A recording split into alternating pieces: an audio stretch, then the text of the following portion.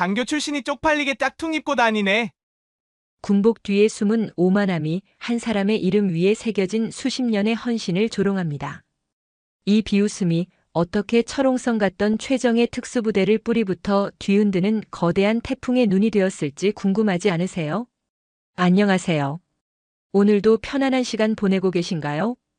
여러분의 소소한 일상을 댓글로 나눠주시면서 지금 이 이야기가 여러분의 심장을 뛰게 했다면 구독과 좋아요 한 번씩 꼭 눌러주시면 감사하겠습니다. 그럼 시작하겠습니다. 6월의 마지막 토요일 오후 경기도 이천시에 위치한 대한민국 육군 특수전 사령부 예하 제3공수특전 여단 정문 앞은 끓어오르는 아스팔트 위로 아지랑이가 피어오를 만큼 뜨거웠다. 비오 부대 검은 베레모의 심장부라 불리는 이곳의 위병소는 주말의 나른함과 군부대 특유의 삼엄한 긴장감이 기묘하게 뒤섞여 있었다. 낡은 택시 한 대가 멈춰 서고 단아하면서도 범접할 수 없는 기품이 서린 중년 여성 박선혜가 내렸다. 깔끔한 흰색 블라우스에 베이지색 면바지, 활동하기 편해 보이는 낡은 스니커즈 차림이었다. 화장기 없는 얼굴의 절반은 투박한 디자인의 검은색 선글라스가 가리고 있었다.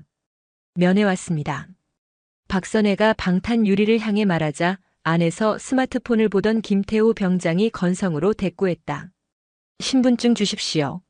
박선혜는 묵묵히 지갑에서 주민등록증을 꺼내 창구 밑으로 밀어넣었다. 김 병장은 신분증을 받아들고 방문객 기록 시스템에 이름과 주민등록번호를 입력했다.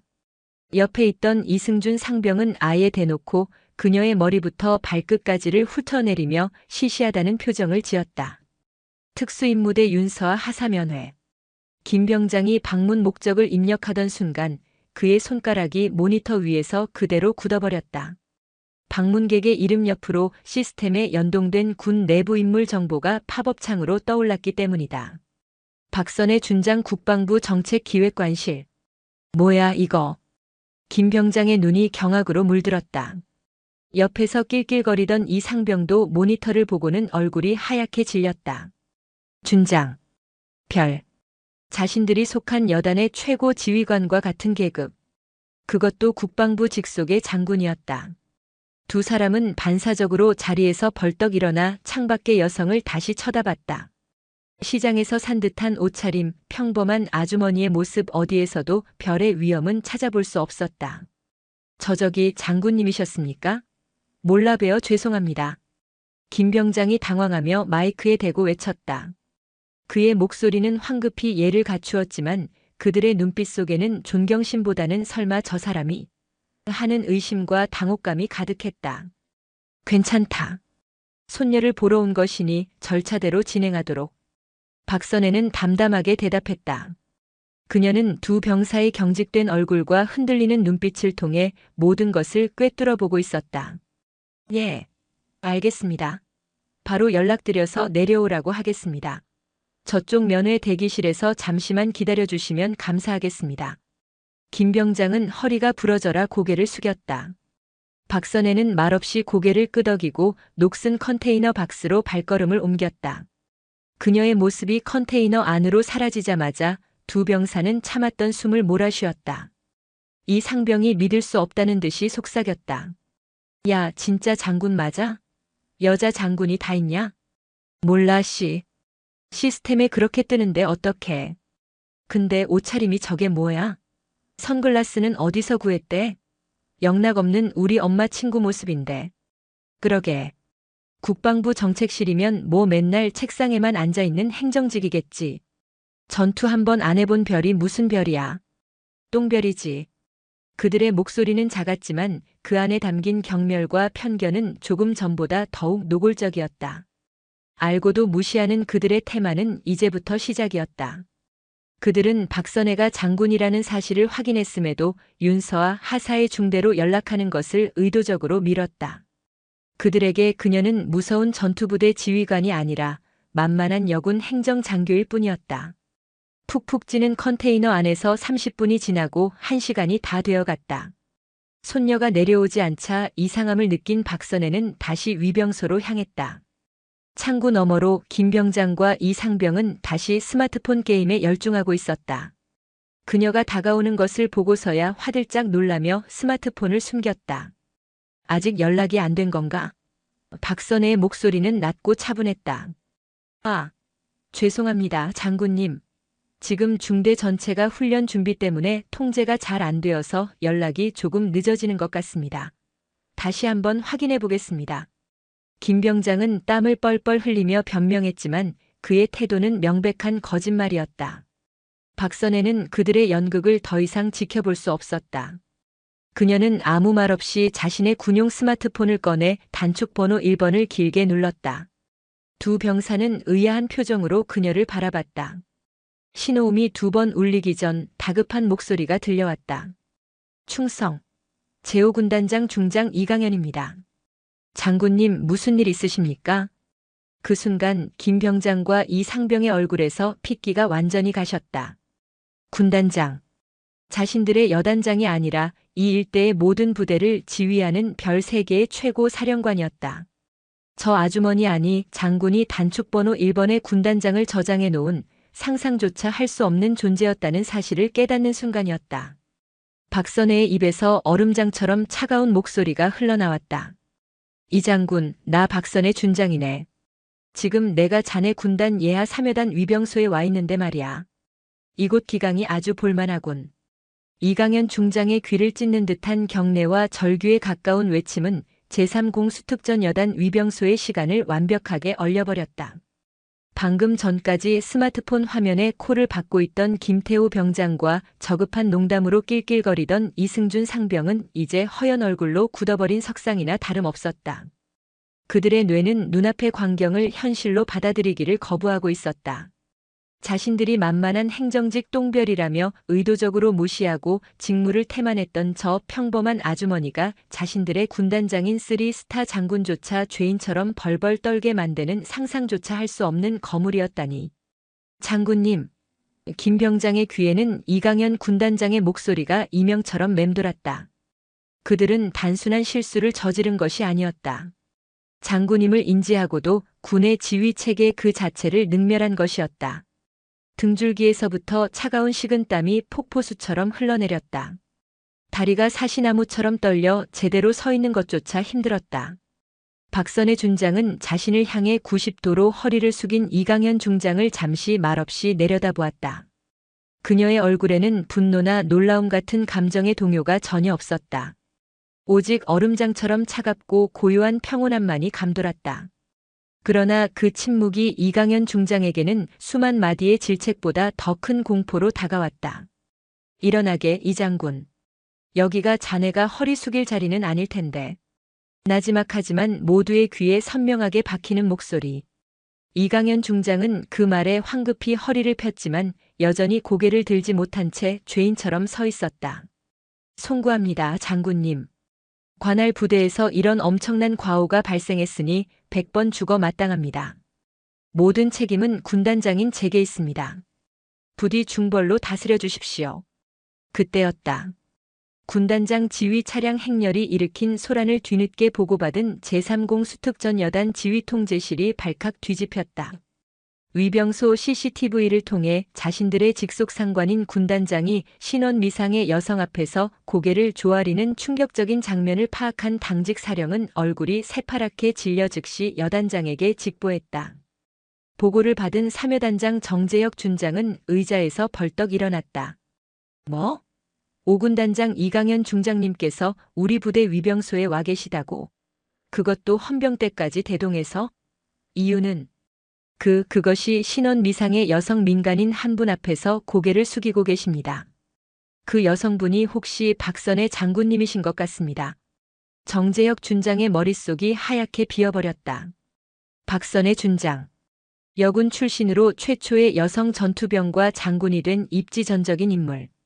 현재는 국방부 정책기획관실에서 국가안보의 큰 그림을 그리는 핵심 브레인. 그런 거물이 그것도 아무런 예고 없이 자신의 부대 위병소에 나타났다는 사실만으로도 심장이 멎을 것 같았다. 그런데 직속 상관인 군단장이 그녀 앞에서 죄인처럼 벌벌 떨고 있다니. 이것은 보통 심각한 문제가 아니었다. 정재혁 준장은 관모를 챙겨들 겨를도 없이 맨머리로 뛰쳐나갔다. 주임원사와 작전참모 등 지휘부 핵심 간부들이 혼비백산하여 그의 뒤를 따랐다. 여단 본부에서 위병소까지는 차로 2분 거리. 그 2분이 정 준장에게는 영원처럼 느껴졌다. 비켜. 다 비켜. 지프차에서 뛰어내린 정재혁 준장이 헌병들을 해치고 현장으로 달려왔다. 그리고 그는 경악스러운 장면을 직접 목도해야 했다. 상급자인 이강현 중장이 쩔쩔매고 있고 그 앞에 선글라스를 낀 박선의 준장이 서 있었다. 그리고 그 옆에는 혼이 나간 표정의 자기 부대 위병 근무자들이 있었다. 충성. 여단장 준장 정재혁. 박선의 장군님께 대하여 경례. 여단장입니다, 장군님. 도대체 이게 무슨 일이십니까? 정재혁 준장은 다급하게 경례를 붙이며 상황 파악에 나섰다. 박선의 준장의 시선이 이강현 중장에게서 정재혁 준장에게로 천천히 옮겨갔다. 정 장군. 자네 부대원들 교육은 어떻게 시키는 건가? 장군을 앞에 두고도 1시간 넘게 직무를 유기하는 것이 자네 부대의 방식인가? 질책이 아니었다. 그저 사실을 확인하는 담담한 질문이었다. 하지만 정재혁 준장에게는 그 어떤 호통보다 날카로운 비수로 심장에 박혔다. 송구합니다. 제가 지휘 책임을 통감하고 있습니다. 즉시 관련자들을 엄벌에 처하고. 됐네. 박선의 준장이 그의 말을 끊었다. 내가 오늘 이곳에 온 건 자네나 이 장군을 군법회의에 세우려고 온 게 아닐세. 조용히 손녀 면회나 하고 가려던 길이었어. 손녀요? 정재혁 준장과 이강현 중장의 눈이 동시에 커졌다. 그제야 그들은 이 모든 사태의 발단을 어렴풋이 짐작할 수 있었다. 바로 그 순간이었다. 할머니. 애틋하면서도 씩씩한 목소리가 인파를 가르고 들려왔다. 위병소 안쪽에서 전투복을 입은 단신의 여군 하사 한 명이 달려오고 있었다. 검게 그을린 얼굴, 짧게 자른 머리, 다부진 체격. 고된 훈련으로 다져진 특전 부사관의 모습이었지만 그 얼굴에는 할머니를 만난다는 설렘과 기쁨이 가득했다. 바로 박선의 준장의 손녀 윤서아 하사였다. 한참 동안 연락이 없던 중대 행정반에서 윤서아 하사. 할머님 면회 오셨다. 빨리 위병소로 가봐라. 라는 말을 전해 듣고 한달음에 달려온 터였다. 그녀는 위병소 앞에 군단장과 여단장의 지휘 차량이 질비하고 2명의 장군을 비롯한 수십 명의 장병들이 도열해 있는 살벌한 풍경을 보고는 의아한 표정을 지었다. 무슨 큰 훈련이 있나? 아니면 높으신 분들이 시찰이라도 나왔나? 하지만 그런 생각도 잠시 그녀의 눈에 수많은 인파의 중심에 서 있는 익숙한 실루엣이 들어왔다. 사랑하는 자신의 할머니 박선혜였다. 할머니, 여기까지 어쩐 일이야? 연락도 없이. 서아는 반가운 마음에 달려와 박선혜의 팔에 매달리려 했다. 그러나 그녀는 몇 걸음 못 가 우뚝 멈춰 설 수밖에 없었다. 자신이 달려오자 길을 막고 서 있던 2명의 장군이 동시에 자신을 향해 돌아보며 경악과 당혹이 뒤섞인 표정을 지었기 때문이다. 특히 자신의 직속 상관이자 하늘 같은 존재인 정재혁 여단장이 자신을 보고 안절부절 못하는 모습은 상상조차 해본 적 없는 그림이었다. 그리고 서아는 보았다. 할머니의 팔짱을 끼려던 그 찰나의 순간 할머니가 자신을 향해 아주 미세하게 고개를 가로젓는 것을. 그 눈빛은 평소에 따뜻한 할머니의 눈빛이 아니었다. 감정을 거세한 냉철하고 엄격한 지휘관의 눈빛이었다. 이게 다 무슨. 서아는 혼란스러운 표정으로 할머니와 2명의 장군, 그리고 사색이 되어 서 있는 위병소 동료들을 번갈아 쳐다봤다. 이강현 중장이 상황을 파악하고 황급히 입을 열었다. 자네가 박 장군님의 손녀인 윤서아 하사인가? 네. 네, 맞습니다만. 군단장님께서 제 이름은 어찌? 서아는 얼떨떨한 표정으로 대답했다. 그러자 정재혁 여단장이 거의 울상이 된 얼굴로 다가왔다. 윤하사.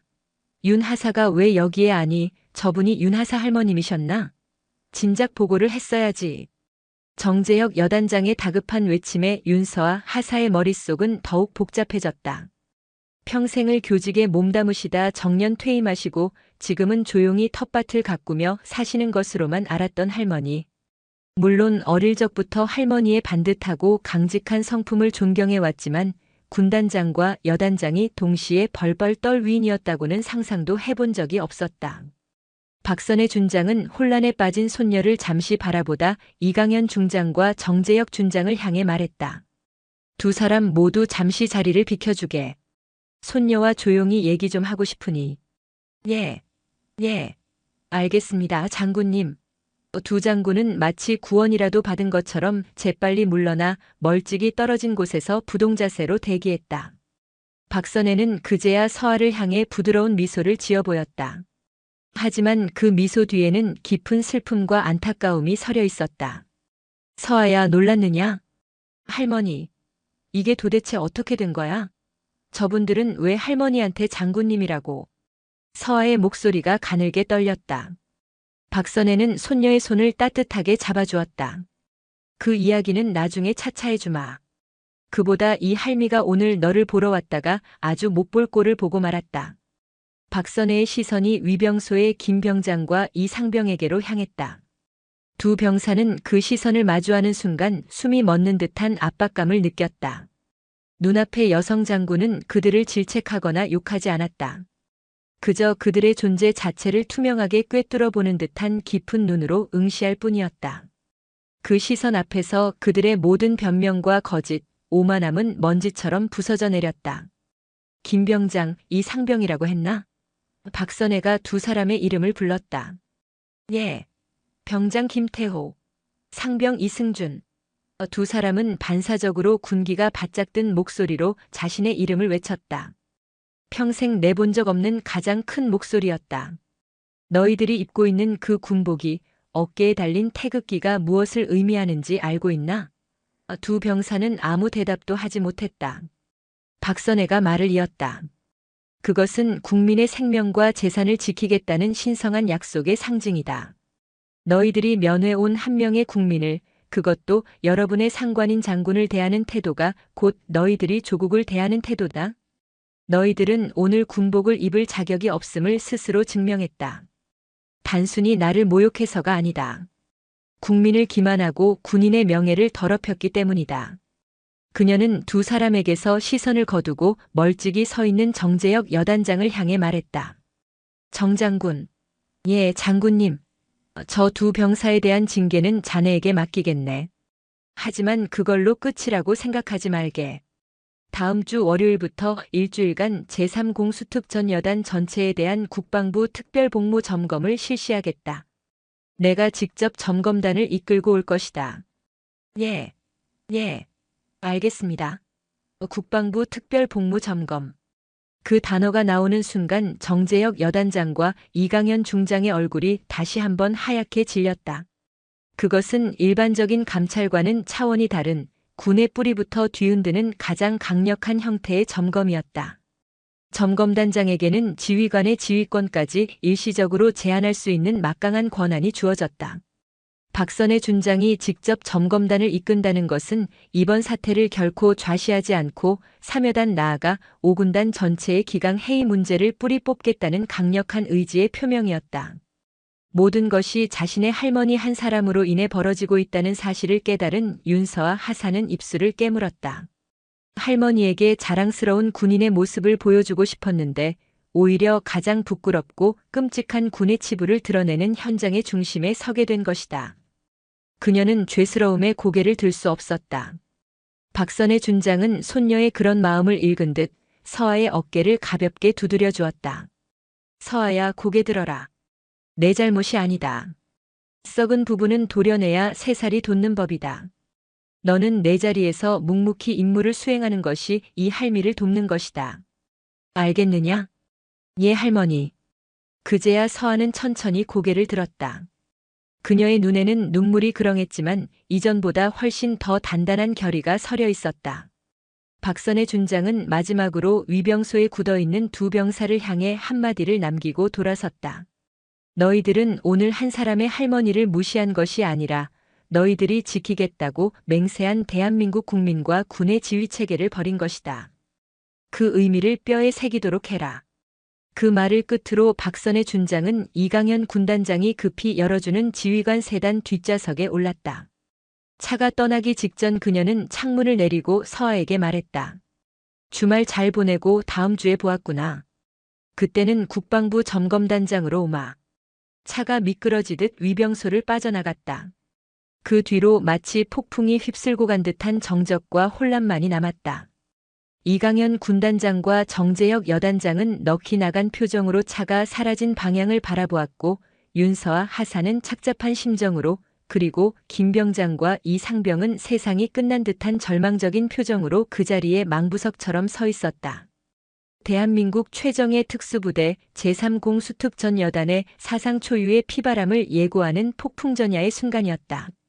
박선의 준장이 탄 검은색 세단이 시야에서 완전히 사라진 후에도 제3공수특전 여단 위병소의 공기는 여전히 얼어붙어 있었다. 그 중심에는 군단장 이강현 중장과 여단장 정재혁 준장이 있었다.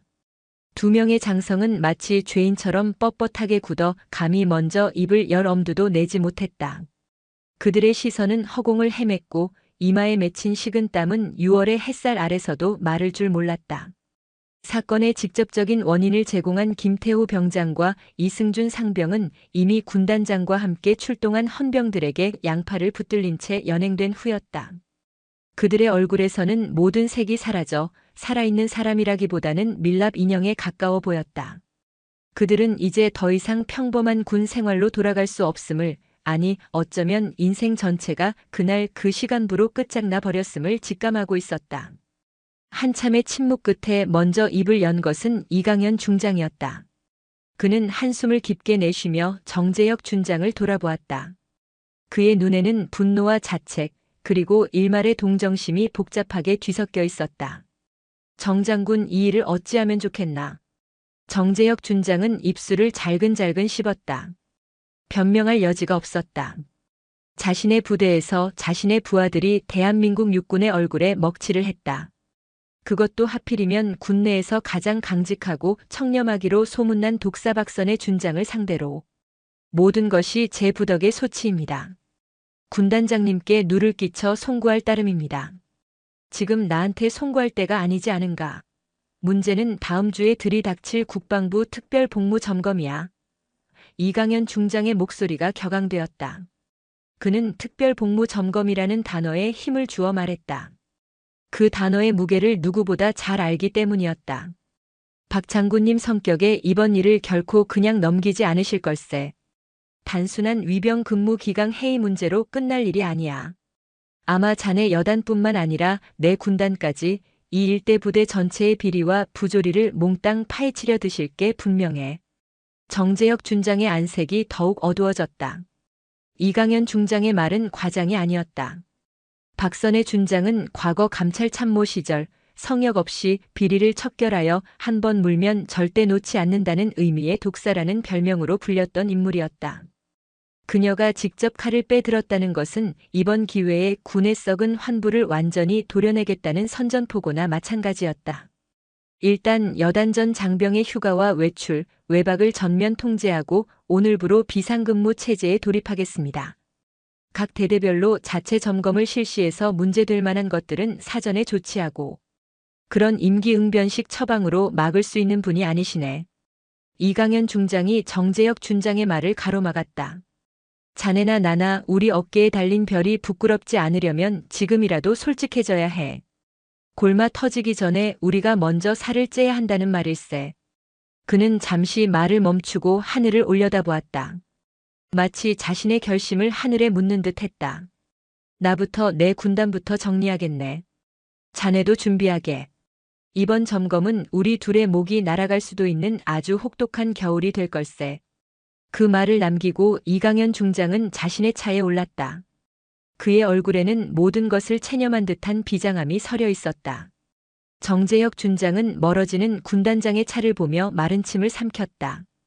이제 피할 곳은 없었다. 거대한 폭풍의 눈 한가운데로 그는 스스로 걸어 들어가야만 했다. 한편 그 시각 특수임무대 생활관으로 돌아온 윤서와 하사는 혼란스러운 마음을 감출 수 없었다. 중대장과 행정보급관은 그녀를 보자마자 달려와 괜찮으냐고 물었지만 서한은 무슨 말로 대답해야 할지 알 수 없었다. 위병소에서 벌어진 일은 어급 비상이라는 꼬리표와 함께 순식간에 부대 전체로 퍼져나갔고 이제 그녀는 단순히 빡센 신참 하사가 아니라 원스타 장군을 할머니로 둔 절대로 건드려서는 안 될 인물이 되어 있었다. 동료 부사관들은 그녀를 대하는 태도가 180도 달라졌다. 이전까지는 은근히 무시하거나 경쟁 상대로 여기던 선임들은 이제 그녀의 눈치를 살폈고 동기들은 부러움과 시기심이 뒤섞인 미묘한 표정으로 그녀를 대했다. 서한은 그런 변화가 숨막히게 불편했다.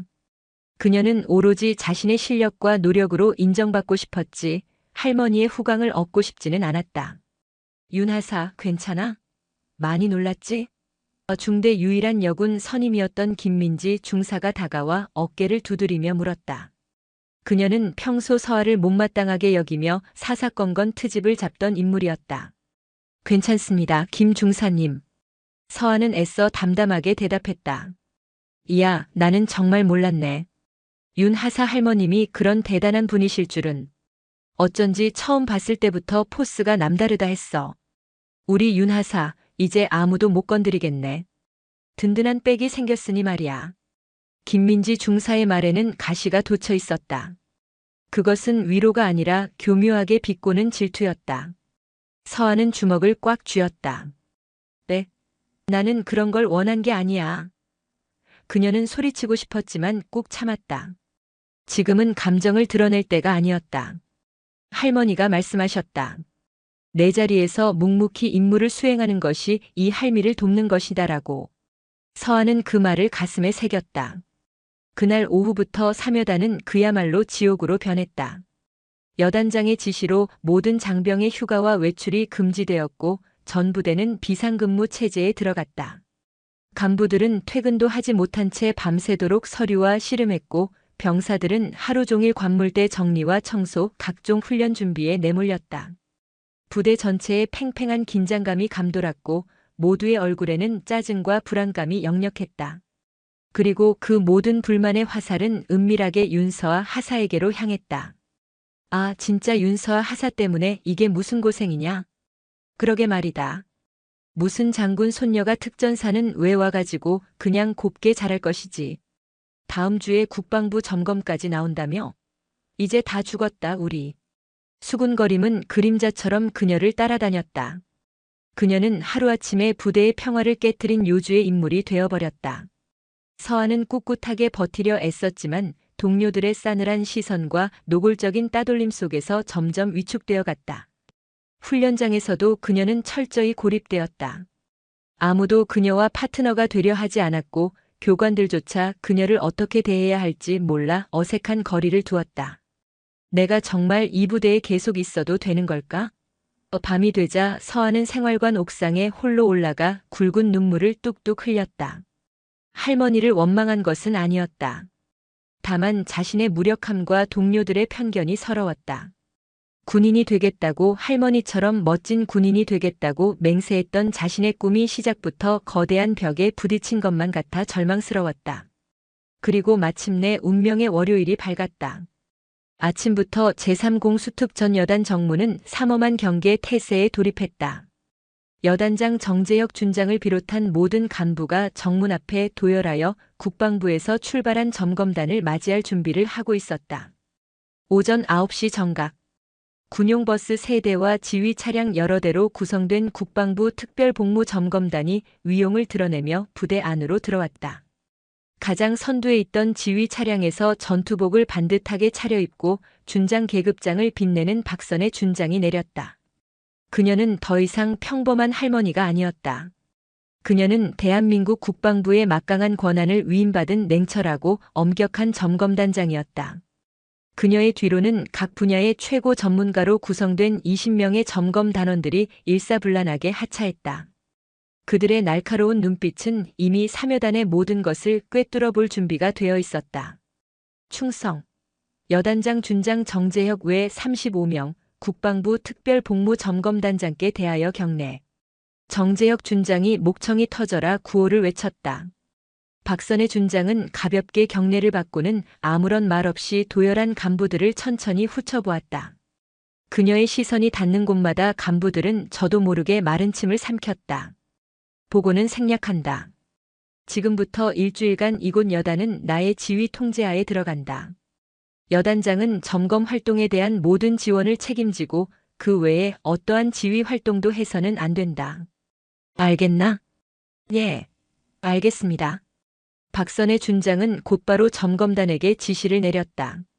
점검 1팀은 인사 및 행정 분야, 2팀은 군수 및 보급 분야, 3팀은 훈련 및 작전 분야를 담당한다.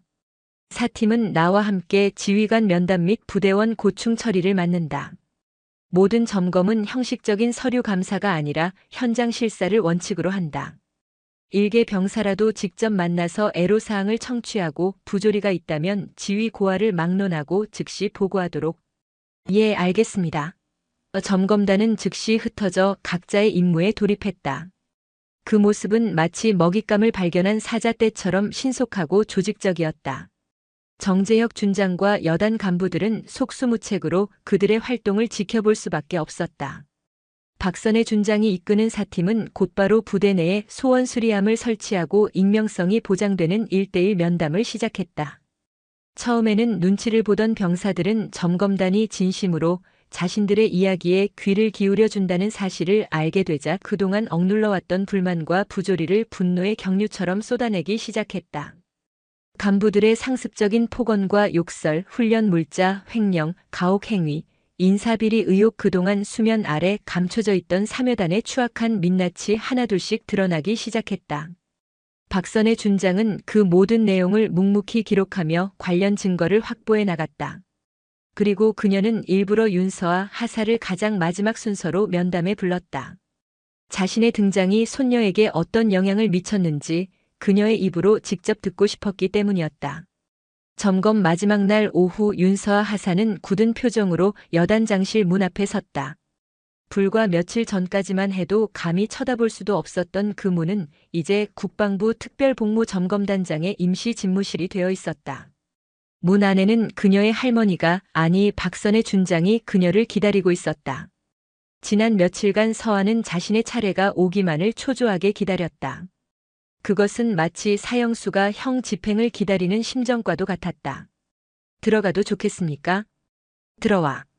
문 안에서 들려온 목소리는 익숙했지만 따뜻한 온기는 조금도 느껴지지 않는 지휘관의 목소리였다.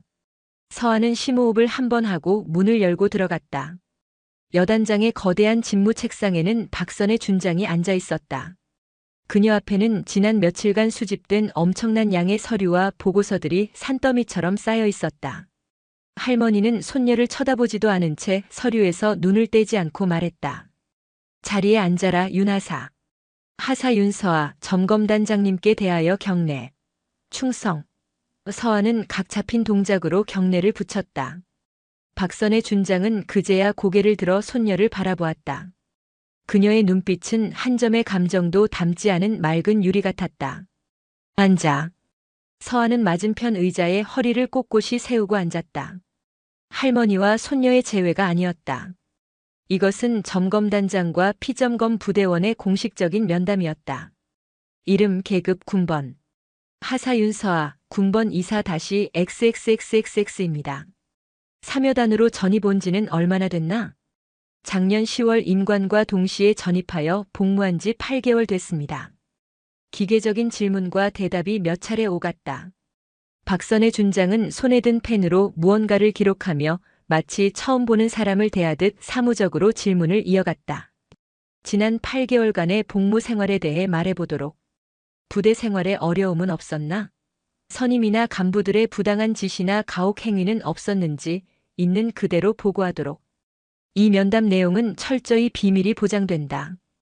그 순간 서아의 입술이 파르르 떨렸다. 어려움은 없었나? 라고 묻는 할머니의 얼굴을 차마 정면으로 바라볼 수가 없었다.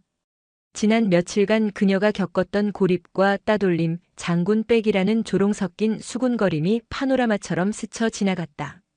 하지만 그녀는 차마 그 사실을 입 밖으로 꺼낼 수 없었다. 이 모든 것이 결국 할머니 때문에 시작된 일이라고 원망하는 것처럼 보일까봐 두려웠다. 없었습니다. 서아는 겨우 목소리를 쥐어짰다.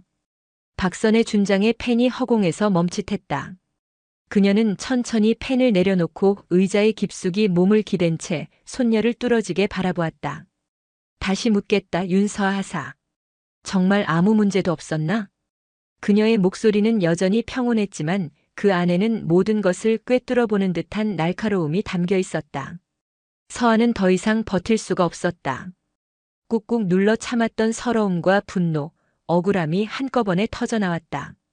그녀의 눈에서 굵은 눈물방울이 뚝뚝 떨어지기 시작했다. 힘들었습니다. 무엇이 힘들었나? 모든 것이 힘들었습니다. 제가 원했던 건 이런 게 아니었습니다. 저는 할머니의 이름이나 계급이 아니라 제 실력으로, 제 노력만으로 이곳에서 인정받고 싶었습니다. 그런데 이제 저는 윤서와 하사가 아니라 그냥 박선의 장군 손녀일 뿐입니다. 동기들은 저를 질투하고 선임들은 저를 불편해합니다. 부대의 모든 문제의 원인이 저인 것처럼 모두가 저를 손가락질합니다. 아무도 저와 함께 훈련하려 하지 않고 아무도 제게 말을 걸지 않습니다. 저는 이 부대에서 유령 같은 존재입니다. 서아는 흐느끼며 그동안 가슴에 담아두었던 모든 말을 쏟아냈다. 할머니의 개입이 자신을 더 깊은 수렁으로 밀어넣었다는 원망 섞인 진실이었다. 박선의 준장은 말없이 손녀의 울음을 듣고 있었다. 그녀의 얼굴은 여전히 무표정했지만 책상 아래에서 꽉 쥔 두 주먹은 미세하게 떨리고 있었다. 가슴이 미어지는 듯한 고통이 밀려왔다. 자신이 손녀를 지키기 위해 휘두른 칼이 오히려 손녀에게 더 깊은 상처를 입혔다는 사실을 확인하는 순간이었다. 서아의 울음이 잦아들자 박선의 준장은 자리에서 일어나 창가로 걸어갔다. 창밖으로 사묘단의 연병장이 내려다 보였다. 그녀는 한참 동안 연병장을 바라보다 등을 돌린 채 입을 열었다. 미안하다. 그녀의 목소리는 잠겨 있었다. 이 할미가 생각이 짧았다. 너의 자부심과 명예를 지켜주지 못했다. 하지만 서아야, 이것만은 알아다오. 썩은 나무는 스스로를 치유하지 못한다.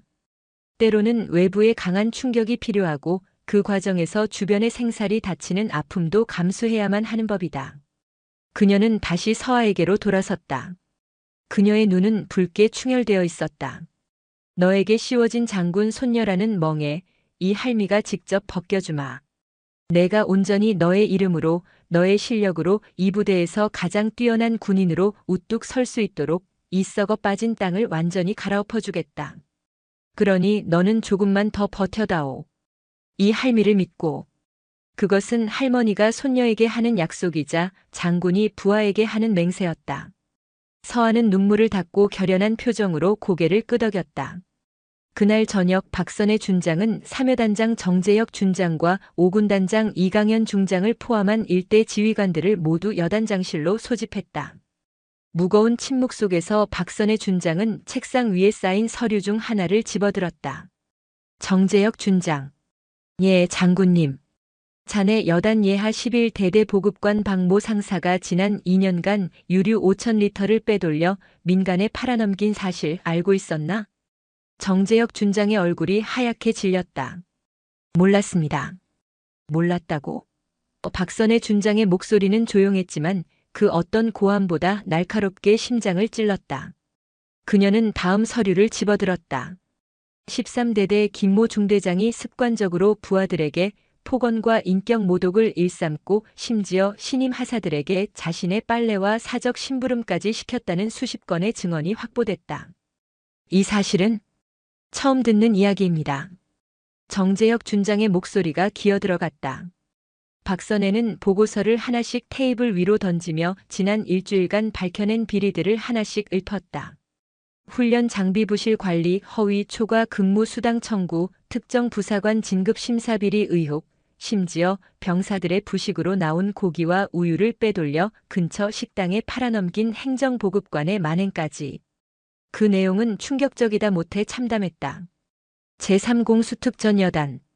겉보기엔 최정의 특수부대였지만 그 속은 온갖 비리와 부조리로 썩어 문드러져 있었던 것이다.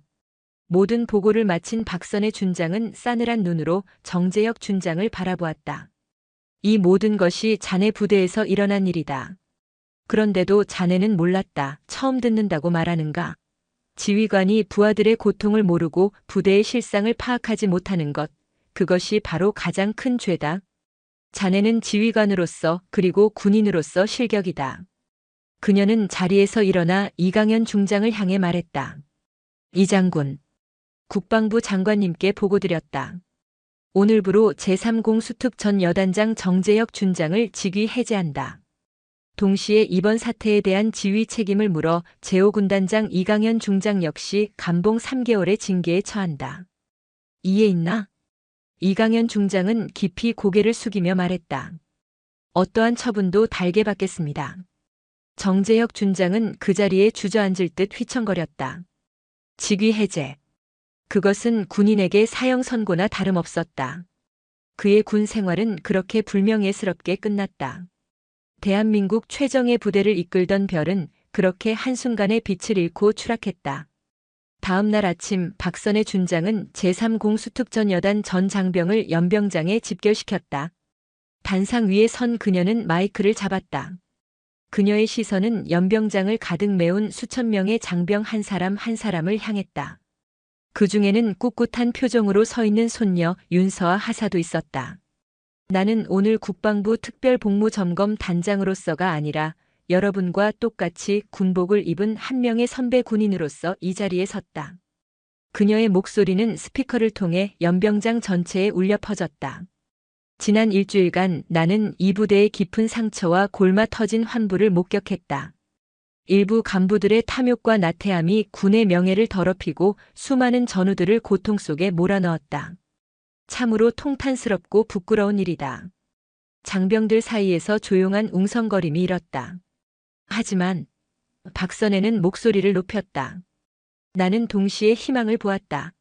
썩어가는 현실 속에서도 묵묵히 자신의 소임을 다하며 조국을 지키고 있는 대다수의 병사들과 젊은 부사관들. 바로 여러분의 눈에서 대한민국의 희망을 보았다.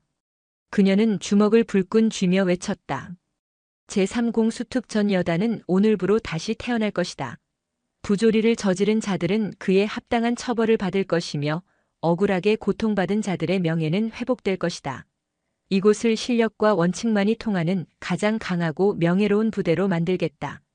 이것은 여러분에게 하는 나의 약속이다. 연설이 끝나자 연병장에는 잠시 정적이 흘렀다. 이윽고 누군가 먼저 박수를 치기 시작했고 그 박수는 순식간에 연병장 전체로 퍼져나가 우레와 같은 함성이 되어 돌아왔다. 억눌려왔던 젊은 군인들의 울분과 새로운 희망에 대한 갈채였다. 박선혜는 연설을 마치고 대열 속에 서 있는 윤서와 하사를 잠시 바라보았다. 그 시선에는 이제부터는 너의 시간이다라는 무언의 격려가 담겨 있었다. 윤서아는 자신을 향한 할머니의 시선을 피하지 않았다. 그녀는 허리를 꼿꼿이 세우고 더 이상 흔들리지 않는 눈빛으로 정면을 응시했다. 그날 이후 삼여단에는 대대적인 개혁의 바람이 불었다. 정재혁 준장의 후임으로는 야전에서 강직함과 뛰어난 지휘력으로 명망이 높았던 서정학 준장이 새롭게 부임했다. 비리에 연루된 간부들은 모두 다른 부대로 전출되거나 군검찰의 조사를 받았고 새로운 지휘부가 들어서 부대 문화를 완전히 뜯어고쳤다. 윤서와 하사를 둘러쌌던 편견과 오해도 점차 사라져갔다. 그녀의 할머니가 부대를 뒤집어 놓은 것은 사실이었지만 그 결과 부조리가 사라지고 부대 분위기가 쇄신되자 병사들과 젊은 간부들은 오히려 그녀에게 고마움을 느끼기 시작했다. 하지만 모든 것이 순탄하지만은 않았다. 변화에는 언제나 저항이 따르는 법. 기존의 질서 속에서 안락함을 누리던 일부 고참 부사관들은 이러한 급진적인 개혁에 불만을 품었다. 그들의 불만은 개혁의 시발점이 된 윤서와 하사에게로 향했다. 그 중심에는 특수임무대 소속의 최경환 원사가 있었다. 그는 25년군 생활의 대부분을 삼여단에서 보낸 터줏대감이자 직위 해제된 정재혁 준장과 각별한 사이였다. 그는 이번 사태를 굴러온 돌이 박힌 돌을 빼낸 사건으로 규정하고 사사건건 윤서아를 못마땅하게 여겼다. 어린 하사 계집의 하나 때문에 이게 다 무슨 꼴이람. 짬도 안 되는 것들이 설쳐대니 부대가 개판이 되는 거야. 최 원사는 훈련 중에 의도적으로 윤서아에게 가장 힘든 임무를 맡기거나 공개적으로 그녀의 능력을 비꼬며 망신을 주었다. 이봐 윤하사. 할머니한테 전화해서 헬기라도 한 대 불러달라고 하지 그래. 그래야 이 훈련 끝나지 않겠어? 그의 비아냥에 일부 고참들이 동조하며 낄낄거렸다. 윤서아는 입술을 깨물었다. 할머니가 썩은 땅을 갈아엎어 주었지만 그 땅에 다시 건강한 뿌리를 내리는 것은 온전히 자신의 몫이었다. 그녀는 불평 한마디 없이 오히려 더 악착같이 훈련에 임했다. 최 원사의 어떠한 압박에도 굴하지 않고 묵묵히 자신의 임무를 완수해 나갔다. 그녀의 곁에는 작은 변화도 생겼다. 과거 그녀를 비꼬았던 김민지 중사가 어느 날부터인가 그녀를 돕기 시작한 것이다. 박선의 준장의 연설과 부대의 변화를 직접 목격한 김 중사는 자신의 과거를 부끄럽게 여기고 있었다. 그녀는 최 원사의 부당한 처사에 맞서 윤서아의 편에 서주었다. 원사님 그만하시죠. 윤 하사는 자기 임무를 완벽하게 수행하고 있습니다. 문제될 것 없습니다. 두 여군 부사관의 연대는 작지만 의미 있는 변화의 시작이었다. 윤서아는 더 이상 혼자가 아니었다. 그녀는 이제 자신의 힘으로 그리고 자신을 믿어주는 동료들과 함께 새로운 그림자를 헤쳐나가야 했다. 그녀의 진짜 군 생활은 이제부터 시작이었다. 새로운 여단장 서정학 준장의 지휘 아래 삼여단의 분위기는 완전히 달라졌다. 형식적인 훈련은 사라지고 실전보다 더 혹독한 강도의 훈련이 연일 이어졌다. 그 중에서도 특전사의 상징과도 같은 지옥주 훈련은 개혁의 성과를 판가름하는 시험대이자 윤서아에게는 자신을 증명해야 할 절체절명의 무대였다. 지옥주 훈련은 5박 6일간 무수면 상태에서 극한의 육체적, 정신적 고통을 이겨내야 하는 과정이었다. 윤서아가 속한 특수임무대 팀은 훈련 시작부터 최경환 원사의 집요한 타겟이 되었다. 윤서아, 내년 때문에 우리 팀 전체가 벌받는 거 안 보여? 정신 똑바로 안 차려. 최 원사는 의도적으로 윤서아의 체력이 가장 고갈되는 시점에 팀 전체에 연대 책임을 물어 가혹한 얼차려를 부여했다. 칠흑 같은 밤 차가운 갯벌에서 고무보트를 머리에 이고 앉았다 일어서기를 반복하는 동안 팀원들의 원망 섞인 시선이 서아에게 꽂혔다. 아, 진짜 저 여자 때문에 미치겠네. 그냥 포기하면 안 되나? 그럼 우리라도 편해질 텐데. 숨이 턱까지 차오르고 온몸의 근육이 비명을 질렀다. 정신은 혼미해지고 눈앞이 아득해졌다. 포기하고 싶다는 유혹이 악마처럼 속삭였다. 그때 옆에서 함께 보트를 이고 있던 김민지 중사가 낮은 목소리로 말했다. 윤서아, 정신 차려. 저 영감탱이가 노리는 게 바로 그거야. 내가 무너지면 모든 게 끝장이라고. 김 중사의 말에 서아는 번쩍 정신이 들었다. 무너질 수 없어. 여기서 무너지면 나는 영원히 장군 손녀일 뿐이야. 그녀는 이를 악물고 꺼져가던 정신력을 다시 불태웠다. 할 수 있습니다. 그녀는 자신도 모르게 고함을 질렀다. 그 악에 바친 목소리에 서아를 원망하던 일부 팀원들도 움찔했다. 그녀의 눈에는 더 이상 나약함이 없었다. 오직 도끼만이 서려 있었다. 훈련 4일차 산악급속 행군 중 문제가 발생했다. 선두에서 길을 이끌던 최 원사가 발을 헛디뎌 경사면 아래로 굴러떨어진 것이다. 악! 비명과 함께 그의 모습이 어둠 속으로 사라졌다. 팀원들이 혼란에 빠진 순간 가장 먼저 정신을 차린 것은 윤서아였다. 의무병, 장비 챙겨. 나머지 인원은 주변 경계하고 조명 확보. 그녀는 망설임 없이 자신의 배낭에서 로프를 꺼내 나무에 고정하고 김민지 중사에게 외쳤다. 김 중사님, 제가 내려가겠습니다. 확보 부탁드립니다. 윤 하사 위험해. 명령입니다. 그녀의 단호한 목소리에 김 중사는 입을 다물고 로프를 단단히 붙잡았다. 서아는 한치의 망설임도 없이 어두운 경사면 아래로 몸을 던졌다. 10여 미터 아래 최 원사는 나무 뿌리에 다리가 걸린 채 고통스럽게 신음하고 있었다. 오른쪽 발목이 비정상적으로 뒤틀려 있었고 이마에서는 피가 흘러내렸다. 서아는 신속하게 접근해 그의 상태를 살폈다. 다행히 의식은 있었지만 발목 골절이 심각해 보였다. 원사님, 정신 차리십시오.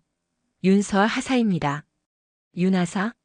최 원사는 고통과 당혹감이 뒤섞인 눈으로 그녀를 바라보았다. 자신을 그토록 증오하던 눈앞의 어린 하사가 자신의 목숨을 구하기 위해 한달음에 달려온 것이다. 서아는 능숙한 솜씨로 최 원사의 부상 부위를 부목으로 고정하고 지혈했다. 무선으로 상황을 보고하고 구조를 요청하는 그녀의 목소리는 침착하고 흔들림이 없었다. 위기 상황에서 보여준 그녀의 판단력과 행동력은 베테랑 부사관 못지않았다. 구조 헬기가 도착하기까지 남은 30분은 영원처럼 길게 느껴졌다. 차가운 밤 공기 속에서 침묵이 흘렀다. 먼저 입을 연 것은 최 원사였다. 왜 그랬나? 내가 자네를 어떻게 대했는지 알면서. 서하는 어둠 속에서 타오르는 모닥불을 바라보며 담담하게 대답했다. 원사님은 제 상급자이자 함께 작전하는 전우이기 때문입니다. 전장에서는 개인적인 감정보다 임무와 전우의 안전이 우선이라고 배웠습니다. 그녀의 대답에 최 원사는 아무 말도 할 수 없었다. 전우. 그가 군 생활 내내 입에 달고 살았던, 그러나 어느 순간부터 잊고 있었던 단어의 무게가 가슴을 짓눌렀다. 그는 그저 자신의 기득권과 자존심을 지키기 위해 어린 부하를 핍박했을 뿐이다. 부끄러움이 파도처럼 밀려왔다. 이윽고 헬기 소리가 가까워지고 구조대가 내려왔다. 최 원사는 들것에 실려 올라가기 직전 서하의 손을 붙잡았다. 그의 거친 손에는 힘이 실려 있었다. 미안했다. 그리고 고맙다 윤하사. 그것은 진심이었다. 절벽 아래 차가운 어둠 속에서 두 군인의 얼어붙었던 마음이 비로소 녹아내리고 있었다. 최경환 원사의 구조작전은 다음날 부대 전체에 알려졌다. 단순한 사고가 아니었다. 위기 상황에서 보여준 윤서와 하사의 침착한 리더십과 살신성인의 정신은 많은 이들에게 깊은 감명을 주었다. 특히 당시 현장에 있던 팀원들의 생생한 증언이 더해지면서 이야기는 영웅담처럼 퍼져나갔다. 윤하사 진짜 장난 아니더라. 최 원사님 떨어지자마자 눈빛부터 바뀌는데 완전 지휘관인 줄 알았어. 로프 타고 내려갈 때 진짜 멋있었음. 여자가 아니라 그냥 최고의 군인이었어. 그녀를 향한 수군거림은 더 이상 장군 손녀에 대한 질투가 아니었다. 그것은 한 명의 뛰어난 군인에 대한 경외와 존경으로 바뀌어 있었다. 동기들은 그녀를 진심으로 따르기 시작했고 선임들은 그녀의 능력을 인정하며 더 이상 백을 운운하지 않았다. 병원에서 치료를 받고 복귀한 최 원사의 변화는 가장 극적이었다.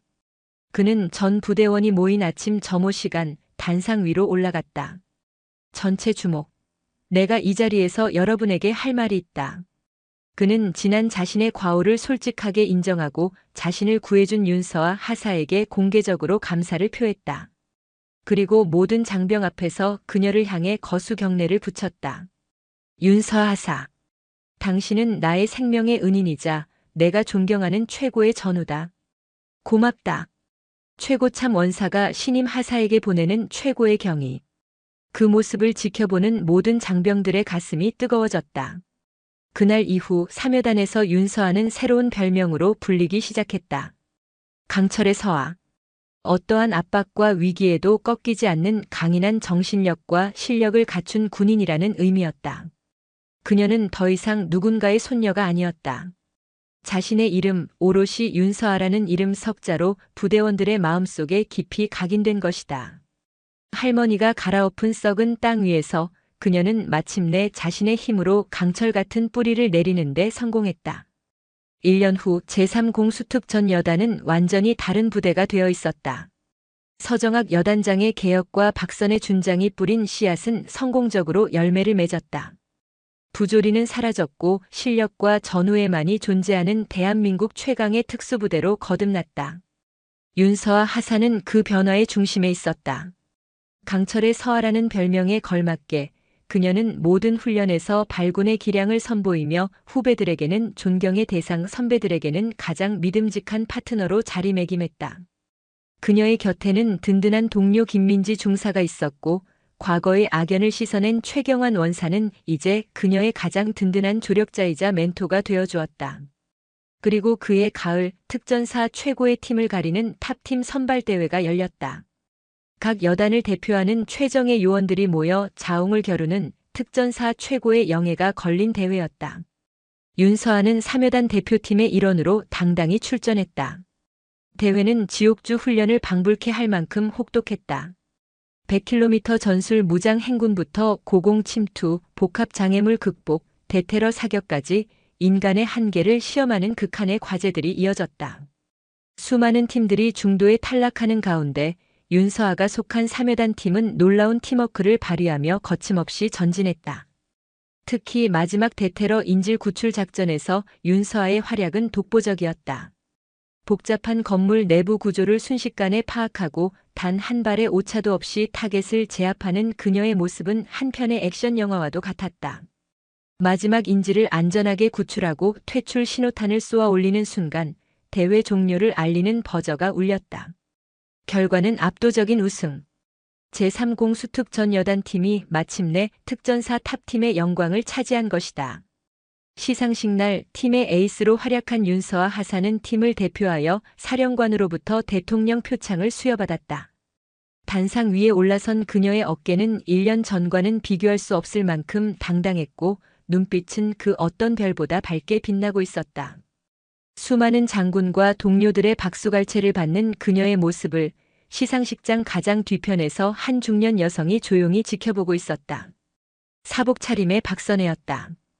그녀는 얼굴을 가린 선글라스 안으로 조용히 흘러내리는 눈물을 닦았다.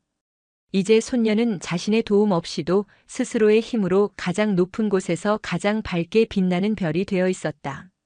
시상식이 끝나고 며칠 후 윤서아는 오랜만에 휴가를 내어 할머니의 집을 찾았다.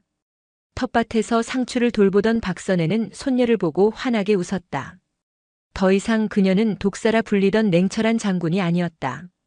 사랑하는 손녀를 맞이하는 평범하고 따뜻한 할머니의 모습이었다. 두 사람은 툇마루에 나란히 앉아 따스한 가을 햇살을 받았다. 서아는 말없이 자신의 군번줄을 풀어 박선혜의 손에 쥐어주었다. 군번줄에는 1년 전의 고뇌와 오늘의 영광이 고스란히 담겨 있었다. 할머니 고맙습니다. 내가 한 것은 밭을 갈아준 것뿐이다. 씨앗을 심고 비바람을 이겨내어 열매를 맺은 것은 온전히 너의 힘이었어, 서아야. 박선혜는 손녀의 손을 따뜻하게 잡아주었다. 그녀의 시선은 손녀의 어깨에 넘어 푸른 가을 하늘을 향해 있었다. 내가 군복을 입었던 이유는 단 하나였다. 내가 사랑하는 사람들이 이 평화로운 하늘 아래서 행복하게 살 수 있도록 지켜주고 싶었기 때문이지. 너 역시 그 길을 걷고 있구나. 아주 훌륭하게. 할머니가 걸어오신 길이 얼마나 위대한지 이제야 조금은 알 것 같습니다. 저도 할머니처럼 제복의 무게를 잊지 않는 군인이 되겠습니다. 두 사람 사이에는 더 이상 많은 말이 필요 없었다. 할머니의 어깨에 빛나던 하나의 별 그리고 손녀의 가슴 속에서 이제 막 떠오르기 시작한 또 하나의 별. 두 개의 별은 세대를 이어 조국을 지키겠다는 숭고한 약속으로 이어져 그날의 가을 하늘 아래 영원히 빛나고 있었다. 부대를 발칵 뒤집었던 그날의 소동은 결국 썩은 것을 도려내고 새로운 희망을 싹 틔운 아프지만 반드시 필요했던 성장통으로 제30 수특전 여단의 역사에 그리고 한 젊은 군인의 가슴에 깊이 기록되었다.